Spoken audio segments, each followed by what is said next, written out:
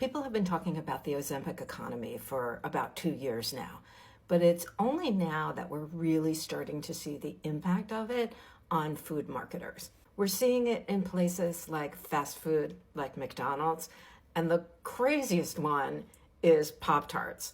Because what we're seeing is more and more companies adding protein because people who are on Ozempic or Wegovy or any of GLP-1s need to up their protein because there's concern about losing muscle. The other thing that's happening is that diet companies that were kind of losing on the vine, right? Because they were losing out to GLP-1s have had to repackage themselves. And a great example of this is Atkins.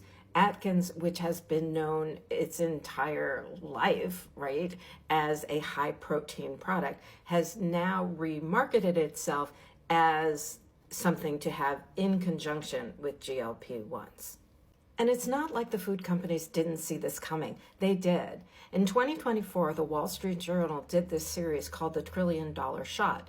And one of the things they talked about in there is that the CEOs of food companies were calling the CEO of Novo Nordisk, who is the manufacturer of Ozempic, trying to find out when they would have full capacity. Because remember, a couple of years ago, people couldn't access the drug because it was in short supply.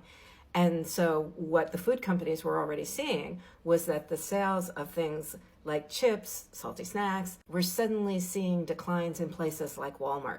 So they knew that this was coming.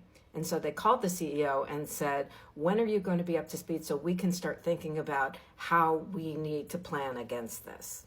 The other thing to bear in mind in terms of food marketers is that if they can slap some kind of label onto something, you can be sure they're going to charge a higher price point for it. In some of these foods, it may be exactly the same thing as it was before they threw protein on it. So take a look. Make sure you don't get taken just because they're calling it a diet product.